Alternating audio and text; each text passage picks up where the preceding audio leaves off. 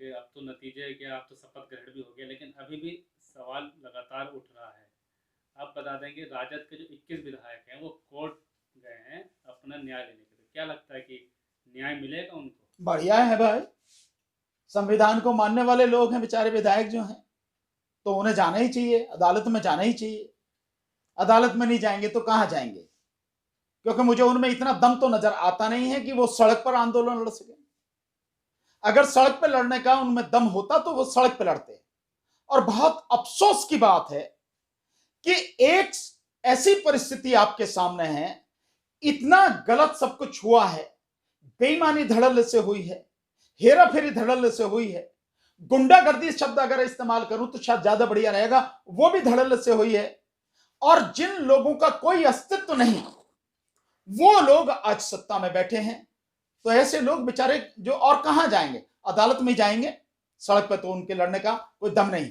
होना यह चाहिए था, ये लोग सड़क जा रहे हैं अदालत पर। मैं जहां तक मेरा अपना अनुभव है, मैं चाहूंगा, दुआ करूंगा कि मेरा अनुभव गलत सिद्ध हो जाए।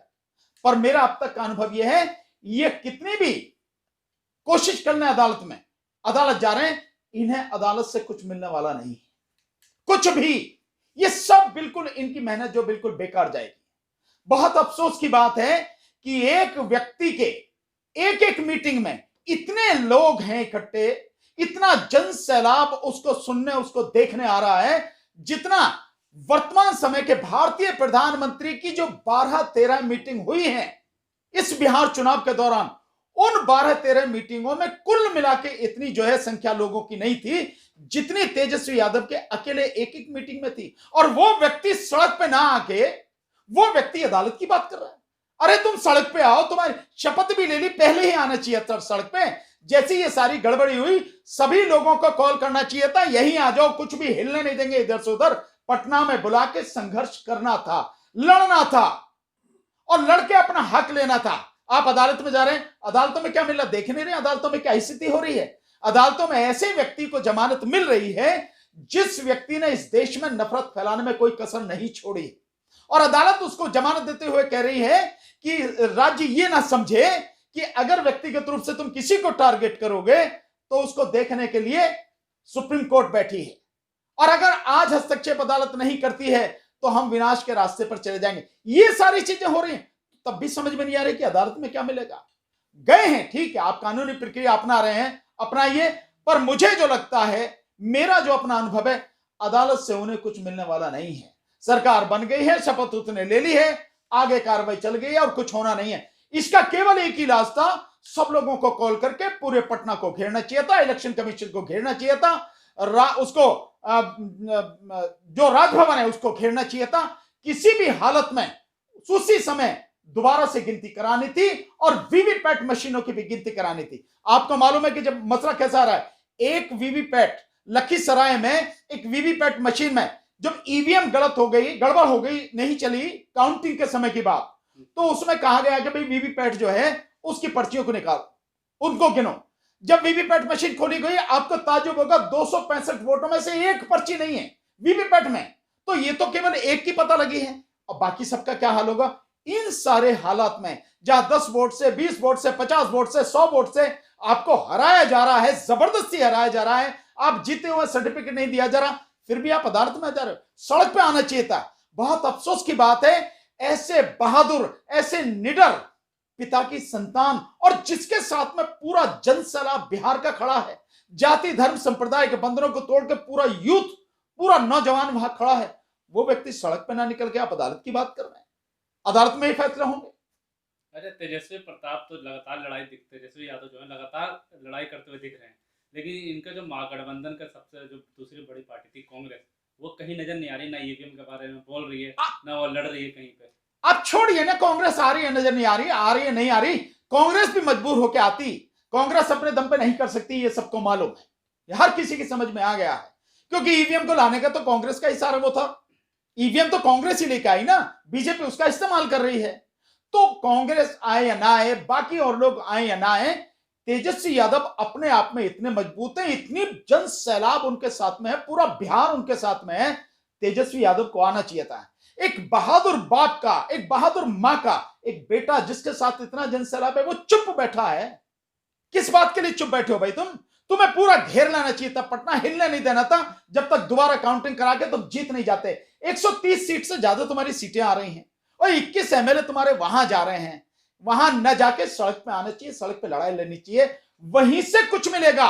और हो सकता है ये शुरुआत अगर की जाती तो देश में ही आंदोलन शुरू हो जाता। अगर इतना बड़ा जनसैलाब मेरे साथ में खड़ा हुआ होता तो बीजेपी को बिहार से नहीं, इस देश से बाहर निकाल के खड़ा कर देता मैं। लेकिन समझ में नहीं आ रहा कि क्यों, क्या कमजोरी है, क्या दिक्कतें, क्या सोच है कि आप सड़क पर आंदोलन नहीं कर रहे हैं।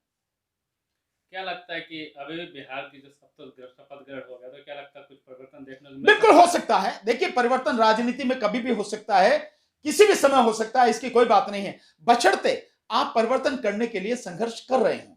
अगर आप सही तरीके से पूरी रणनीति के तहत, एक कूटनीति के तहत संघर्ष करते करेंगे तो निश्चित रूप से सफलता मिलेगी।